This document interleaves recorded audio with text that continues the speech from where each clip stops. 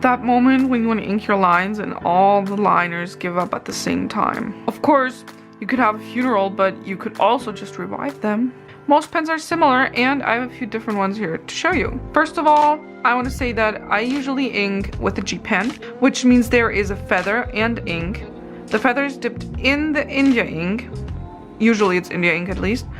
And then you can draw. This process requires some cleaning, and I'm not just talking about the cleaning you have to do when you throw some on your dad's carpet. Not that I've ever done that. In between drawing and also at the end, you have to clean your nib, as the India ink will dry and harden and ruin your nib if you don't. Here's a little tip from me. If you like to use the G pen, I recommend heating the nib for a few seconds before dipping it. Like 1 second, just a quick little whoosh over the flame. I find that the ink flows better and doesn't do those accidental little splashes on the pages, if you know what I mean. But anyways, back to the refilling. I have a few different pens here, different brands, different designs. You also need India ink. I recommend water and eraser proof, paper towels, and some syringes, which you can get like in art stores or online, and also some pliers, which I forgot to show here.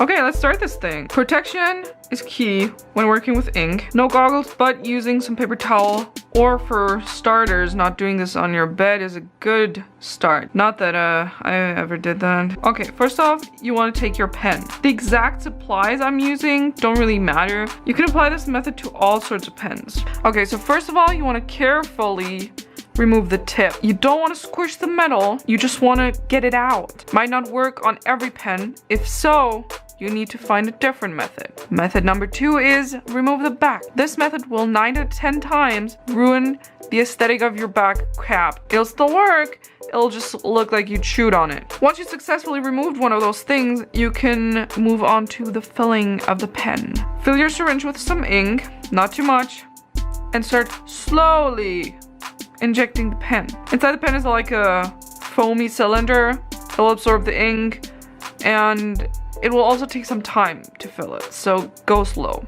Most importantly, do not overfill. It's pretty hard not to, but that's why we're going slow, you know? What I do is, I fill it until I see like ink coming up.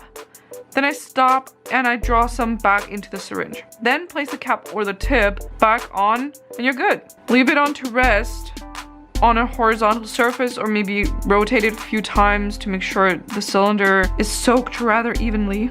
Something I don't recommend at all is brush tips. The pen I have has no other opening than to take out the brush. It had like a cap on the back, but the cap didn't want to get off. The thing is, the brush is all sponge and very fragile. You might damage the tip, so maybe don't do that. But anyway, marker looks the same, although I didn't have to take out anything because there was a little gap between the chisel nib and the casing of the pen. So I just put the needle next to the tip and, you know, inject it. Now the marker has 2 sides, which makes it a lot trickier because as you're injecting it in the top, the bottom might overflow. So while refilling, hold it over an ink pot to prevent parental freakouts, if you know what I mean.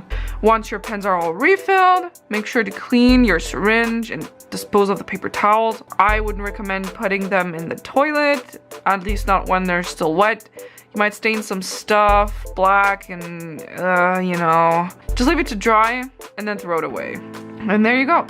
Perfectly good pens revived. If you enjoyed this video, subscribe for more, you know how it works, and let me know in the comments if you ever spilled some ink. I know I have a few times.